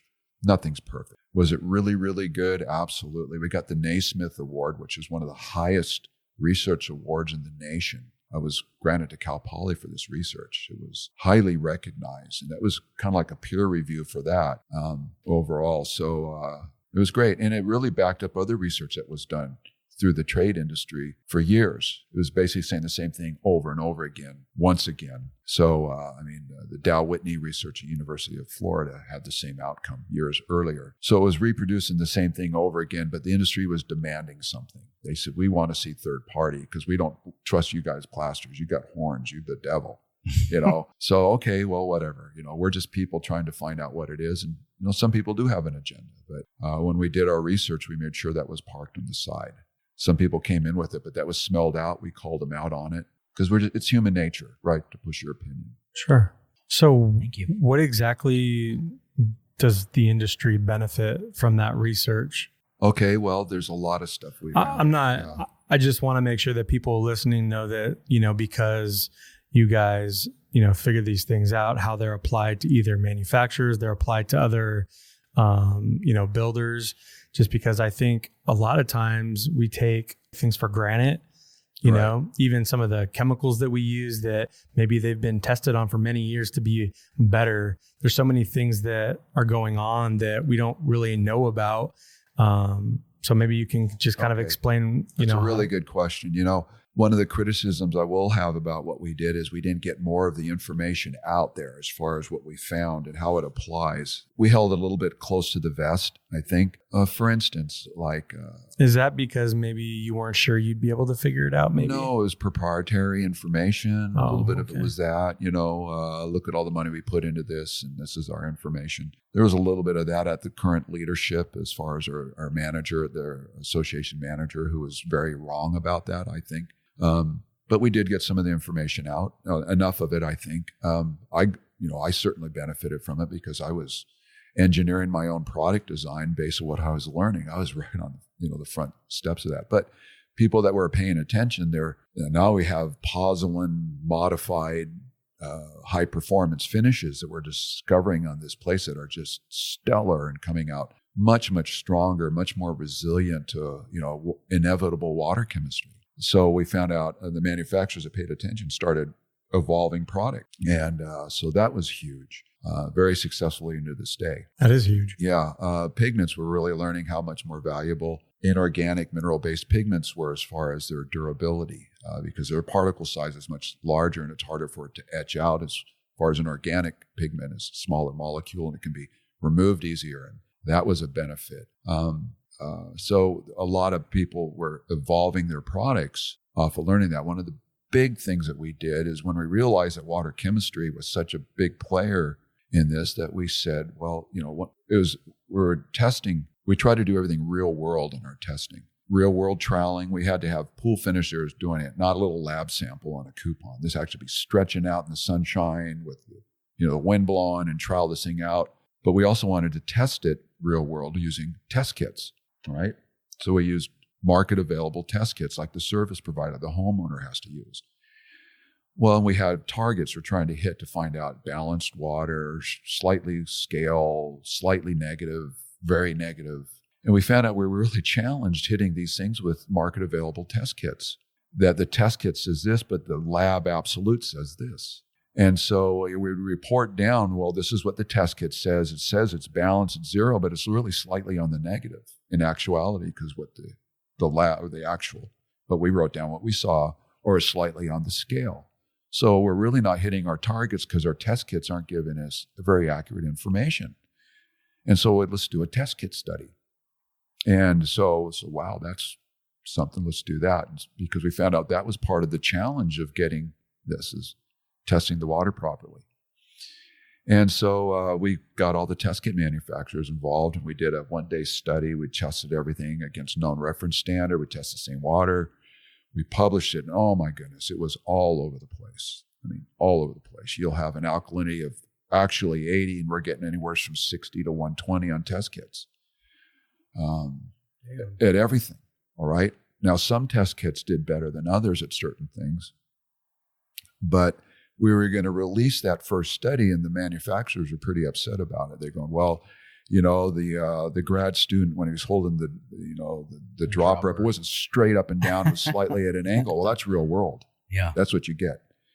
They weren't tested for color blindness, and looking at that, he wasn't holding the thing up to something white behind it and getting a true color reading. And they had all these objections, really just a couple of them. So we said, we get it. We understand. We'll call that a preliminary study. Okay, we get it. It's just not clean enough for you. We learned, all right, but it's still valuable information. Let's do another study the next year. You're all invited, every manufacturer, to write the protocol. We're going to go to 5 different universities across the United States and engage their chemistry departments. So we'll have statistical analysis across the board on every different market available test kit. Okay, and everyone got involved except for one, and we called them Brown Decks. They didn't want to have their name on it. And so we did that, and the results came back almost identical to the first year. But the statistical analysis was undeniable that, unless you're testing your kit to known reference standards, you can think you're getting 400 calcium hardness. It's really 300 or 500 or 250, or your pH could be off. And if you start throwing all those variables in there, who knows where you're at, right? And if water chemistry is that important to figure out the saturation index, you better know where you're landing. And so how does that apply? Well, that applies to, all of a sudden you get Greg Garrett saying, test your water to known reference standards in a startup certification class. You can buy water at SCP that is absolutely 7.6 or absolutely 80 on this. And you can test your test kits of that so you know where you're at. I used to take some of this known reference water to IPSA chapters when I went and spoke, and I said, let's test our water off your test kits and see what you get. Boy, was that an eye-opener. Yeah, all over the place. And I did not know that. You can buy water. Dude, I just took Greg Garrett's startup class last week, and that's one of the things that I saw. You can buy Taylor sells it's called known reference water. Reference absolutely 100%. Yeah, you can a known value and test your test kit to it. Isn't that crazy? I didn't think you could do that because we had talked about before, like even if you bottle up water if a homeowner bottles up water to take to Leslie's or something, you only have so much time before the chemistry changes, the readings change. Is it packaged like? I'm not sure how it's packaged, but you can buy it for that. And I don't know what the shelf life is on it. I'm sure there's a shelf life, but so and it's how to test that, it's like right? This kit, you can buy it like from Taylor. It's just 4 bottles of water that are exactly. So we could have been slinging water back in the day. Yeah, you could have like selling blood. It was interesting. Yeah, pretty cool. We got a fine by the city of Newport Beach once because we had some water going down the gutter from just wash down water. And she came and laid a test strip in there. She had a little three-wheel cart. She was driving around. It was on Lido Isle.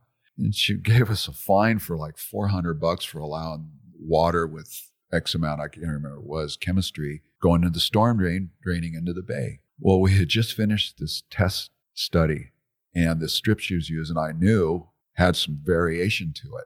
Talk about bad timing on her part.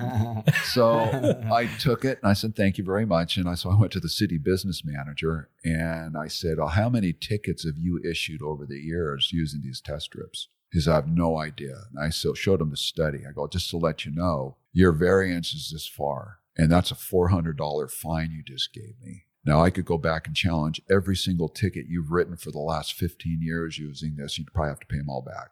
But I'm not going to do that. I'm just letting you know. Now, here's some known reference standards you can test it. Well, this guy thanked me. I'd rather do it that way, right?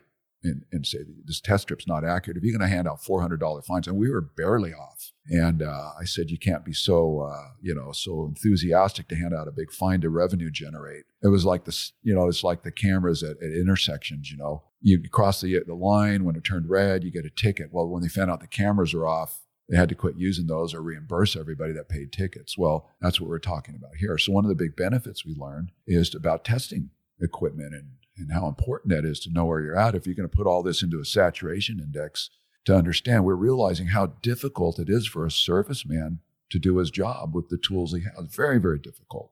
I think being a serviceman for what they charge is one of the most underpaid for the amount of responsibility they have of any trade I know of in the world.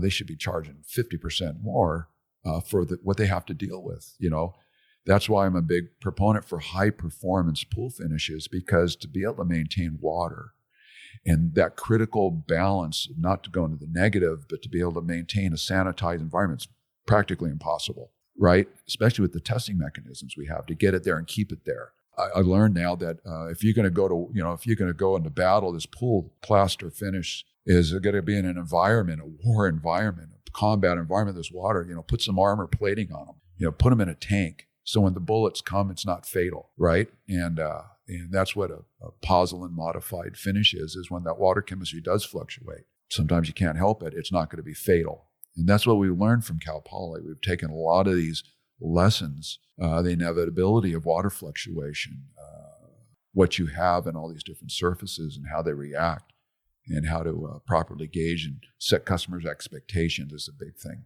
with what can and can't happen. Absolutely. Yeah, thanks so much for sharing all that. So I gotta know, what test kit do you prefer?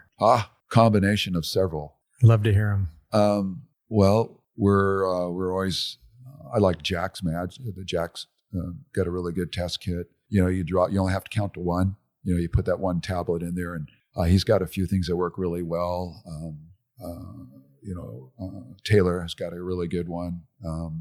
We use a little bit of everybody's in different aspects, but also what we do is we find out where our water's at. And we have a little lab at our office with some sophisticated stuff to really get it down. We bring water back very quickly and do that. But I think you could use almost any test kit if it's calibrated and you know where your water's at. You just adjust for it. So I think most of them are pretty decent. You just got to get consistent accuracy and precision was really what you're looking for. And you got to know how those two work together. And, but I'm not going to say I'm a big fan of any one kit over another, because if you know how to use them properly, they're all really good. You just have to understand accuracy and precision and how those two work. And I think that's something a lot of people don't understand in testing, and especially for the service provider or anybody, homeowner, pool plaster, when he's testing. So, do you think strips can be used? Yeah, absolutely. I use them. That's a quick 20,000 view of where it might be, and then you can drill down quickly if you have to. It depends what you're looking for, Exactly. So Greg Garrett carries like 19 strips or something like that too, along with all his other test kits. He uses them specifically for certain targeted areas. Well, if you're doing fill water, if you want to test fill water, what do you need for just testing fill water for refilling of the pool? Not test strips. Yeah, if you want to look at the pool water, we test water when we're draining a pool. What was this water environment when we drained it? We want to know. You don't have to be as accurate because you're not going to get ready to support a plaster surface for 20 years. But we want to see, where's the cyanurate level? Right. Oh my gosh. They don't measure that high anymore. I keep dividing and dividing and dividing. We stop at 500, 1,000. I mean, it's been on trichlor for 20 years. He's got 4 floaters and the chlorine doesn't work. But we just statistically, we want to know how many pools have just been elevated to those astronomical levels, and just out of kicks more than anything. And so we use different kits for different reasons. Nice. I know the one thing that I do on my pool, most of the time use the Taylor kit, but I'll use the strips so that I can measure them side by side. Mm-hmm. So you can see that the strip is actually as accurate as the test kit.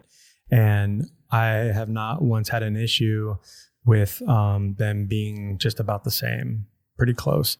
But the thing is, when we had our team and they were using test strips, the reason we found out that we were getting false readings was because that they were not properly taking care of the strips the way that you're supposed to, and taking care of their reagents, getting them warm or hot or stuff their strips. And that's why at a certain point we brought the caddies in every night, because just being left outside in the elements and being in with other things, and it gets so hot here, you can't just leave that stuff in the back of a truck all day long.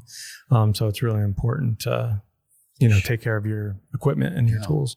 And as far as, we'll use some testing equipment, like on our commercial work, we have to have a final sign off by the health department before they'll open the pool back up, because we have, you have to permit it and all that. And they want to see a certain chlorine residual, certain pH before they open the pool back up. Well, we're responsible for, I call it the initial water treatment. People call it startup, until the health department opens it up. Well, I want to use the same test kit they're using, because I might have a 3-point, a chlorine residual this, and they'll get something lower and they won't open it, or too high. Right. And their kit could be off, or it could be on and ours is off, or whatever. But I want to use what they're using, so we know how we can get that pool open, because you don't want to have it shut down until the next inspection for a week before they get out there and have everybody upset with you. So we do that a lot too. What kind of stuff are you using? And then we're there with them testing and getting the health department official to use their testing equipment properly too. Right. Because if we fail, we retest it right in front of them with ours. We know it's right, and we'll throw a strip in there and another one. And we go, okay, all of us are getting this and you're getting this. We go, what's going on here? So education never ends. Dude, educating us as professionals and also the community. Totally forgot to tell you, but I watch, the local news quite a bit, especially on Saturday and Sunday mornings. And last Saturday morning, they had Home Depot on, and they had all the Home Depot's brand of, test strips, tabs, all the different stuff. And I was just blown away, because I knew how many people were watching this and what horrible information was given. And was pretty much like, you're just going to get one of these floaters, test the water, and, you're pretty much going to want to have, at all times 5 tabs in the floater. And I'm just like, we're not going to talk about what size pool. We're not talking about how long the pool's going to run, what the consequences are of, having that many. Especially Home Depot tabs. There's like 70%. But it was just talked. Crap in those. But it was just so vague. Like, I'm like, dude, you wonder why consumers, look at the pool industry as not being professional, because they're like, how hard's your job? Just you throw 5 tabs and that's it. You got a little paper strip, dip in. It's like, you don't even understand. It's so much more complicated than that. Right. It comes down to money. People want to do it themselves, save money. I tell homeowners when they want to take care of their pool, I said, you just put a lot of money in a very expensive pool finish. It's like going out and buying a new Mercedes and go, I'll get to be my own car mechanic. Right. Right. Well, I mean, you're about the equivalent of a guy that can, check air pressure and dipstick oil, and that's about it. You're not a Dusseldorf trained Mercedes-Benz mechanic. Well, that's what a pool serviceman, a good one, has to be. He's a Dusseldorf trained Mercedes-Benz mechanic that understands everything about that pool. And the homeowner puts that hat on and that responsibility, and he doesn't even know how to check the oil. And of course, when things go south, it's, obvious. It's very quick. And you say Home Depot, now they got to get in the pool business. And next thing you know, they'll challenge Leslie's, Yeah. And have a water analysis desk there, and everybody's bringing their water into Home Depot. Went to that happens and test it. Yeah, no. Right? Race to the bottom of this one. So can't tell you how many times, because I can't help it when I go to Home Depot to actually go visit the pool aisle. I know, I walk in there every time. And I have my pool chasers hat on or my t-shirt, and I always get these second glances because some homeowners, in the aisle. Can you help me? How come my pool's purple? For some reason, I feel like you might know what you're doing. My plaster's turning purple. Yeah. It's like all the cheapest garbage out there. Yeah. Yeah, it's pretty bad. So I want to take a minute to introduce our newest sponsor and supporter, Ledge Lounger. Oh yeah, really excited and thankful to have y'all on board with us. Yeah, we actually recorded an episode with Christopher Anderson, the CEO and founder of Ledge Lounger. It is actually episode 29, so if you have not heard it and to understand more of the story, go check it out. Definitely one of our favorites. So I think the easiest way to describe their product is they make a high quality outdoor furniture that looks amazing, especially by the pool. Their signature product is a chase, and I can't think of a more iconic piece in our industry than that. Definitely. The chase sits in the water on Baja or Sun Shelf. You might notice people tanning on these on Instagram, and their feed is just blowing up with thousands of likes and comments. Oh yeah, I've definitely seen those. So it probably rings a bell now. Yeah, so we just actually recently went to Brookshire, Texas to meet up with the Ledge Lounger team, and we took a tour of the facility and really got to understand the company and culture so much more. Everyone was so full of energy and excited to be part of the team, and they all did their jobs flawlessly. And they just came out with a line of games. And these games are made out of the same high quality materials as our outdoor furniture. And, they're designed to go poolside just like the furniture is, which is really cool. And while we were there, we were able to test drive one of their new games, the ping pong table. And let me tell you, Yes, please tell us. I don't know if you saw on our Instagram IGTV, but I was passing out whoopings on their ping pong table. Oh my! I mean, Tyler and JC, they just, if you see the IGTV, you'll know they just didn't stand a chance. I mean, I really felt like Forrest Gump in his prime. Oh my! Just kidding. Y'all tried. I mean, you do get an A for effort. Oh, thanks. So anyway, if you want to find out more about Ledge Lounger, go to ledgelounger.com. So, we were talking about Cal Poly. We hear that you're actually involved with another university, I think, in Africa. Can you kind of tell us a little bit more about that? Oh, I'd love to talk about that. It's probably, of all things I'm involved with, what I'm most passionate about. I'm involved with a university called Northrise University. It's a new Christian university in the country of Zambia, Sub-Saharan Africa, in a city called Ndola. I was actually invited to be part of that by a gentleman by the name of Moffat Zimba. He's a Zambian national. I met him where I go to church. He was here in the United States going to seminary, and he had this vision of building a university over there to teach so many of the disciplines that are so needed and give back, because there's very little access to higher education over there. And, the problems in Africa are immense, And so we thought he was crazy. Here's this guy over here talking about building a university over there. And Moffat Zimba was basically just a very poor individual growing up, almost like an orphan. And him and his wife, Doreen, had this vision of doing this thing. So I became really good friends with Moffat. And as he developed this vision more and more, it sounded kind of like something interesting, right? Teach a man to fish kind of thing, not give him fish. And one of the big things over in Africa I learned was there's so much money being dumped there to help people. It's more of a hindrance than a help. So like, you give people a bunch of rice to feed them. You just put all the local rice farmers out of business because the flood of new rice just came in for free, or it's not sustainable, or this, that, or the other. Just, it's way more complicated than that, obviously. So anyways, I was invited by him to be involved with the development of this. I mean, how do you start a university in Africa? And we put together a steering committee, 15, 17 years ago, and start building this thing. And I was involved early on. I took Moffat Zimba to Cal Poly San Luis Obispo with me to show him some of the things we're doing there, because we were talking about building that, introduce him to some of the people there and start connecting dots and what we do. It's being developed, and I had a little bit of a hiccup on the way as this thing was going. I came down with stage 3B cancer. Actually, I had almost a terminal diagnosis. It was neck and throat cancer. And so kind of battled through that. I was actually running the Cal Poly stuff during this whole thing, and Moffat Zimba was with me through a lot of that, and I was struggling through that and made it through that. And when I kind of came out of that, found out I was in remission, he asked me, he says, you're here for a reason.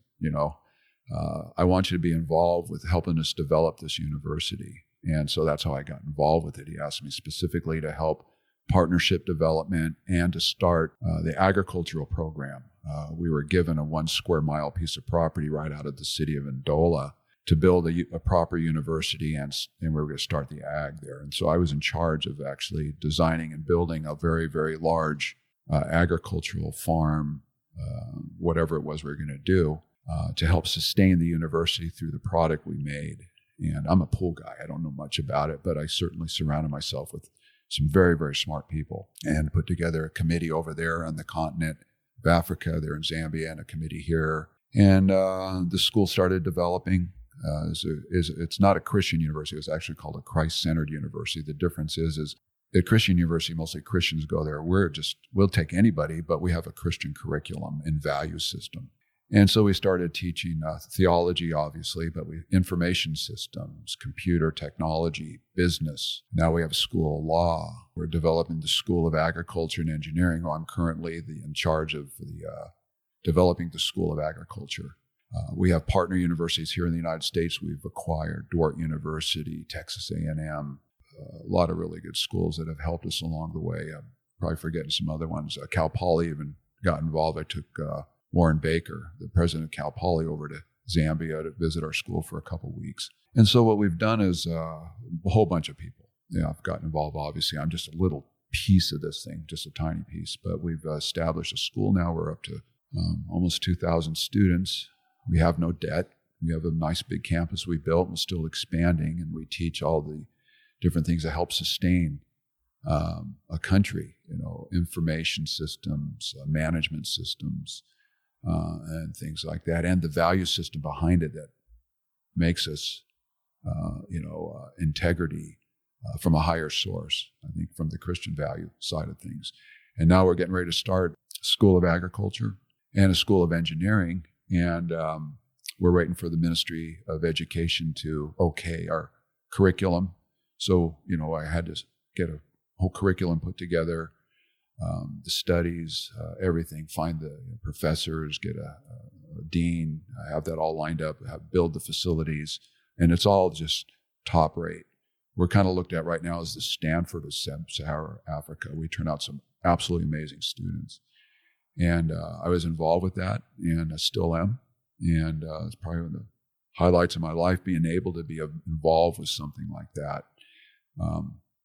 Just being available and just getting involved. And it's been tremendous to see how God's just put together out of nothing something so spectacular. And we take anybody in this school. We scholarship people out of villages that nobody in that village has ever been to college. And we mentor them, we help them. And we also make everybody pay somehow. If you don't have money, then you're working at the school. It's pretty incredible. You get nothing for free. Everybody has to jump in and do something. And we have that culture there, and it's wonderful. But anyways, I'm involved with that still to this day, and still growing and evolving the school. And anybody's interested, it's northrise.org, and just look into it. Definitely check it out. That must have a huge impact on that economy. Just if you're producing more educated, people, they're starting businesses, they're doing different things for the city. That must have just a huge impact. And our saying is changing Zambia one student at a time. And you're right, it's having a huge ripple effect already, because our commitment from our students is to stay in country when they get their education, where most people, when they get their education, it's brain drain. Why should I be in a country that leads the whole continent in malnourishment and stay here? Well, you're going to stay here because you want to change it. And you're giving back. And our whole thing is give back, give back, give back, and be successful and succeed. And give back takes on a lot of different looks. We have people that start orphanages, people that start businesses. They get involved with other big corporations that are there. They're already in the government. Just all kinds of very successful things. We have a couple students now, graduates from Zambia, from Northrise, that are here in the United States. I think 4 students over at Dordt, and they're getting their masters in engineering and agriculture, so they can go back and be some of our first professors with other people. And so it's a lot of fun. It's a real kick to see how this whole thing, I've never done anything quite like this before, but being involved, it's a blessing to me beyond belief. And we do this out of appreciation. We've been given so much, I think, here, and we've been blessed so much here that if you can't give back and get involved, we shouldn't have what we have. But it's been a journey for me. I mean, I've never done anything quite like this or been involved, but learned as we go, and so here we are. It's thriving. The school is thriving, and it's just fun to watch. That's extremely cool of you to do. I don't believe in luck. The only thing I think is lucky about my life is that I was born in America. You know what I mean? I think a lot of us take that for granted that, we're here, even in the worst circumstances, is nowhere near how bad it is in other countries. And a lot of them don't know any better, but it's really cool of people in the U.S. to go to other countries and try to make things better for other human beings, because that's what we are. We might live in different places and speak different languages, but at the end of the day, we're all human beings. Right. And it's interesting. I've been there so many times, and I meet people from all over the world that are putting into this. And it's just not Northrise. There's a lot of other NGOs that are there doing the same thing. I met this wonderful group of people from Germany that were there just in the toughest part of town, and embedded for years, just giving their lives to these people, right? And you learn a lot from them too. You think you're going to go there and change it, but you learn a humbleness and a meekness and a contentment from people there that have nothing. And some of these people there are happier than people I know here. And so you take back way more than you leave. At least I do. And so it's a neat experience. And you meet some of the sweetest, nicest people on the planet. I mean, just, oh my gosh, you just fall in love with these people, and so appreciative. And they just want opportunity. We have so much opportunity here in the United States. Unfortunately, there's so much entitlement that just clouds everything. Well, there's no entitlement over there, and they don't have an opportunity. But when they get opportunity, what they do with it's just phenomenal. And that's what we're trying to give them, is opportunity and a path, how to get there. And like with our agriculture, not only are we teaching ag, but we're also having, we can bring local farmers in and get them certificates of, soil sciences, how to do fertilization better, just different things to really help improve them. And we even have a course called Foundations of Farming, where we can double and triple an output on a 2-hectare farm in 2 or 3 years organically. That's it. And then all of a sudden, the extra you get and the value added, you can support not only your family, but start making a lot extra money on the side and support other people and teach other people how to do that. And it's just, organics are phenomenal. It's really got me interested in farming. And I'm a cool guy, what do I know, but how they do it. And it's actually biblical farming. It's called Farming God's Way. They call it Foundations for Farming. And it's just phenomenally effective. Who really reproduces that better than anybody is the Israeli farmers. For some reason, they're the smartest farmers in the world. And I've gotten involved with them and some of the product that we're using, and seeds and plants, and how they do things, and how they care for the soil, how they care for the plants, the animals, and everything. And what they put into that is just a whole different mindset of responsibility and sustainability that needs to be done worldwide, I think, now that I'm involved with this. Just like the pool industry, you learn certain things that are really helpful and beneficial, and now you know why and how. Now I'm learning this in agriculture. You have different ways of doing things that are so sustainable and healthy for everybody, and you can just turn a country around if they buy into it. So, and that's still like one of the most important jobs in the world, because if everything falls apart, you know what I mean? We're depending on technology. You're depending on fast food or grocery stores. We have to have farmers, and they've been losing a ton of farmers probably over the last 10, 15 years, but they're putting together a lot of really cool technology to kind of make it not so difficult, keep farmers around. Yeah, well, let's hope so. I've just jumped into the farming. My other son, Christopher, and I, and my wife, Teresa, we just purchased some property in Oregon. We're starting an organic blueberry farm. So just, call me crazy, that's but awesome. Chris is doing a lot of the work there, but we're kind of helping out in the back end, and just maybe my next career, who knows? So yeah, a clock and ease rabbit eye. I just want to make some fresh salsa. Blueberry salsa. There we go. Blueberry barbecue sauce. It'll knock your socks off. Oh, that sounds good. I'm down to try that. Yeah. Well, thanks so much for sharing your story with us, and it's been really awesome having you here in the studio. A lot of fun.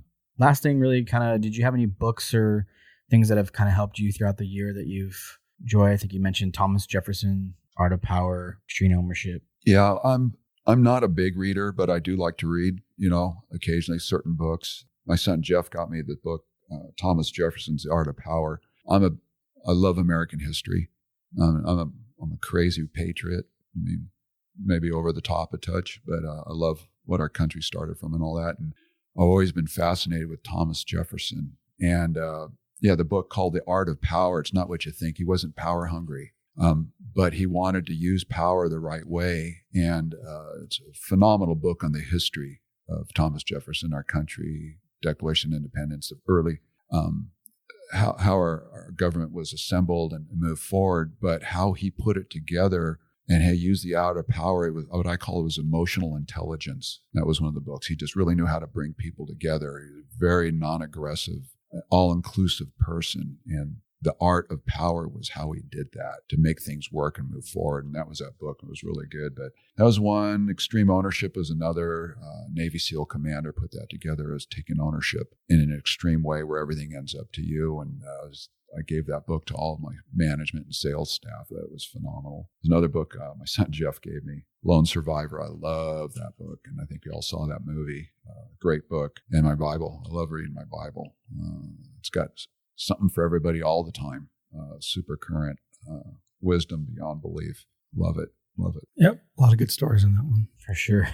All right. So what's your website? How can people kind of find you, get in touch with you? Alan at Alan Smith Pools, pretty simple. ALAN.